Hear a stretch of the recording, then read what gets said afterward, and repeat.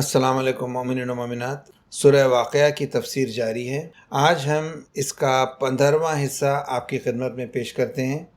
آج آیات نمبر 83 سے 87 تک کی آیتوں کی تلاوت، ان آیتوں کا ترجمہ اور تفسیر نمونہ سے ان آیتوں کی تفسیر آپ کی خدمت میں پیش کی جائے گی۔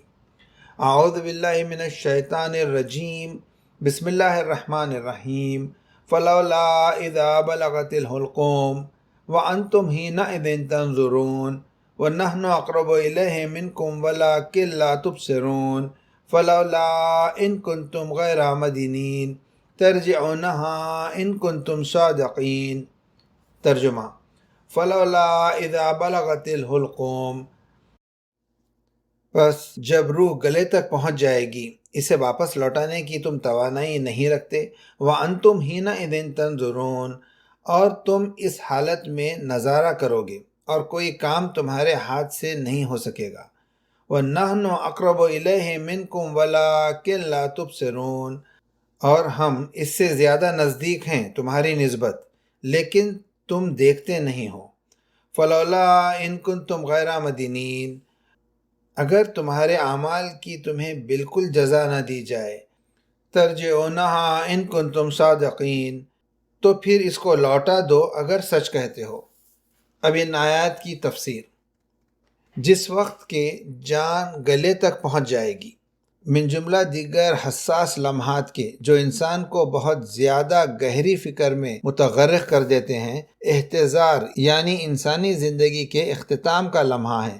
یہ وہ لمحہ ہے کہ جہاں معاملہ انسان کے اختیار سے باہر ہو جاتا ہے اور آس پاس کھڑے ہوئے لوگ جانکنی میں مبتلا افراد کو نا امیدی سے دیکھتے ہیں کہ یہ شمع کی طرح ہے جس کی زندگی ختم ہو چکی ہے اور آہستہ آہستہ بجھ رہی ہے۔ وہ زندگی سے رخصت ہوتا ہے، اس وقت اس کو کوئی نہیں بچا سکے گا۔ جی ہاں، انسان کا مکمل ضعف ان حساس لمحات میں آشکار ہو جائے گا۔ نہ صرف گزشتہ زمانوں میں بلکہ موجودہ زمانے میں بھی علاج کے تمام سہولتوں کے باوجود جانکنی کے عالم کی زبوں بالکل گزشتہ دور کی طرح واضح و آشکار ہے۔ قرآن مجید معاد کے مباحث کی تکمیل اور منکرین اور مکذبین کی جواب دہی میں اس لمحے کی گویا تصویر کشی کرتے ہوئے کہتا ہے، پس کیوں جس وقت جان گلے میں آ جائے گی تو اس کو واپس لوٹانے کی طاقت تم نہیں رکھتے۔ فلولا اذا بلغت الحلقوم، اور تم اس حالت میں نظارہ کرو گے اور تم سے کچھ نہیں ہو سکے گا۔ وَأَنْتُمْ حِينَئِذٍ تَنظُرُونَ، یہاں مخاطب وہ لوگ ہیں جو جانکنی میں مبتلا فرد کے متعلقین ہیں۔ ایک تو وہ اس کی خستہ حالت کو دیکھیں گے، دوسرے اپنی بیچارگی اور ناتوانی کو محسوس کریں گے، اور یہ بھی دیکھیں گے کہ موت و حیات خدا کے ہاتھ میں ہے، اس پر کسی کا کوئی اختیار نہیں ہے، اور وہ اس سے بھی باخبر ہیں کہ ان کا اپنا انجام بھی یہی ہونے والا ہے۔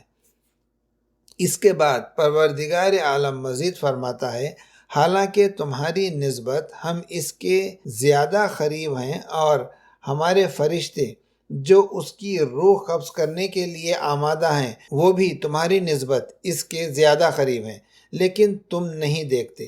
وَنَحْنُ أَقْرَبُ إِلَيْهِ مِنْكُمْ وَلَكِنْ لَا تُبْصِرُونَ، ہم اچھی طرح جانتے ہیں کہ جانکنی میں مبتلا شخص کی جان پر کیا گزر رہی ہے اور اس کے وجود کی گہرائی میں کیسا تلاطم برپا ہے، اور وہ ہم ہی ہیں جس نے اس کو روح کے قبض کرنے کا معین وقت پر فرمان جاری کیا ہے، لیکن تم تو صرف اس کے ظاہری حالات کو دیکھتے ہو اور اس گھر سے دوسرے گھر کی طرف انتقال سے اور طوفانوں سے جو اس وقت برپا ہیں تم بے خبر ہو۔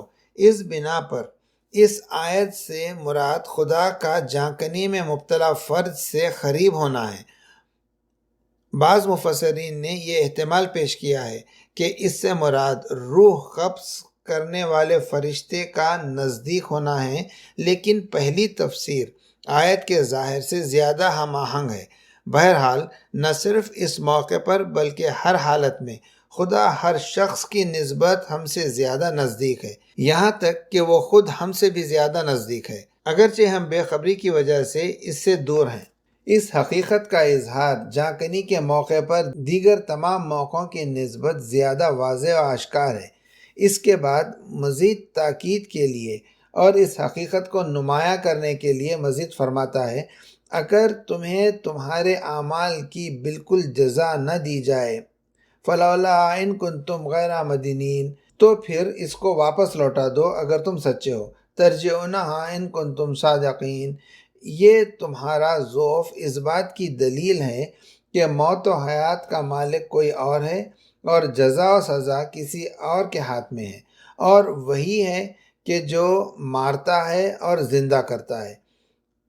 مدینین جمع ہے مدین کی، یہ دین کے مادے سے ہے جس کے معنی جزا ہیں۔ بعض نے اس کے معنی مربوبین بتائے ہیں، یعنی اگر اب تمہارا کوئی اور نہیں ہے اور اپنے امر کے تم خود ہی مالک ہو تو اس کو واپس لوٹا دو۔ یہ خود اس امر کی دلیل ہے کہ تم کسی اور کے محکوم ہو۔ چند نکات۔ نکتہ نمبر 1، جبارین کی ناتوانی کا لمحہ۔ حقیقت میں ان آیات کا مقصود کلام یہ ہے کہ موت و حیات کے مسئلے پر خدا کے اختیار کو بیان کیا جائے تاکہ اس سے مسئلہ معاد تک ایک پل بنایا جا سکے۔ اس موقع پر موت اور جانکنی کا انتخاب انسان کی مکمل ناتوانی اور اس کے ضعف کے ظہور کی وجہ سے ہے۔ باوجود اس تمام اختیار کے جس کو وہ اپنے لیے خیال کرتا ہے، یہ امر معیوب نہیں کہ بعض ایسے جبار لوگوں کی طرف ہم توجہ کریں جن کے اوج قدرت و اختیار میں ان کی موت کا لمحہ آیا ہے تاکہ ان آیتوں کی گہرائی زیادہ آشکار ہو۔ مسعودی نے مروج الذہب میں مامون اور اس کی فوج کی روم سے جنگ کے بارے میں ایک داستان بیان کی ہے جس کا خلاصہ کچھ اس طرح ہے۔ مامون جس وقت میدان جنگ سے لوٹ رہا تھا تو وہ بریدو نامی چشمے پر پہنچا جو قصیرہ کے علاقے میں مشہور ہے۔ آرام کرنے کی غرض سے اس نے وہاں پڑاؤ کیا۔ اس چشمے کے پانی کی صفائی، ٹھنڈک اور چمک نے اسے بہت مسرور کیا اور اس طرح وہ اس علاقے کی شادابی، تازگی اور بشاشت سے بہت خوش ہوا۔ اس نے حکم دیا کہ درختوں کو کاٹ کر چشمے پر ایک پل بنا دے اور اس پر لکڑیوں اور پتوں سے ایک چھت بنا دے۔ وہ وہاں آرام کرنے لگا، اس حالت میں کہ پانی اس کے پاؤں کے نیچے سے گزر رہا تھا۔ پانی اس قدر صاف و شفاف تھا کہ اس نے ایک درہم پانی کے اندر پھینکا جو پانی کی تہہ میں پہنچ گیا، لیکن اس پر جو تحریر کندہ تھی وہ صاف پڑھی جا رہی تھی۔ پانی اس قدر ٹھنڈا تھا کہ کوئی اس میں ہاتھ نہیں ڈال سکتا تھا۔ اسی اثنا میں ایک مچھلی جو خاصی بڑی تھی، تقریباً 1 ہاتھ کے برابر ہوگی، وہ ظاہر ہوئی۔ مچھلی بالکل ایک چاندی کے ٹکڑے کی طرح تھی۔ مامون نے کہا، جو شخص اس کو پکڑ کر لائے گا میں اس کو تلوار انعام میں دوں گا۔ ایک خدمتگار نے پیش قدمی کی اور اس کو پکڑ لیا۔ جس وقت اس مچھلی کو وہ مامون کی خدمت میں لایا تو مچھلی نے ہلنا شروع کر دیا اور وہ خدمتگار کے ہاتھ سے نکل کر باہر گر پڑی اور ایک پتھر کے ٹکڑے کی طرح پانی میں گر گئی۔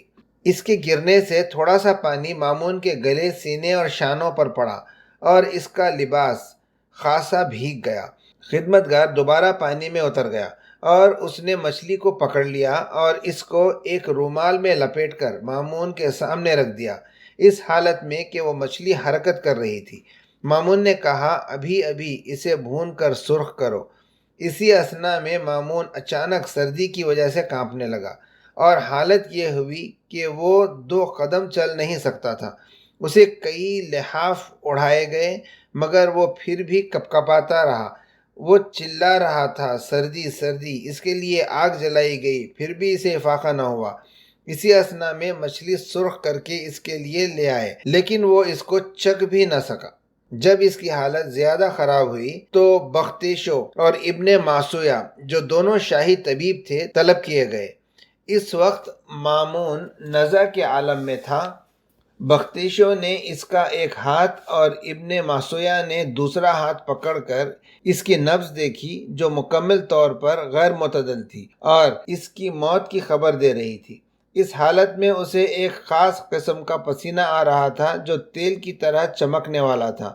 یہ دونوں طبیب اس کی تشخیص میں منہمک تھے۔ ان دونوں نے اقرار کیا کہ انہوں نے ایسی کسی مرض کی تعلیم حاصل نہیں کی۔ بہرحال جو صورتحال ہے وہ اس کی موت کی خبر دیتی ہے۔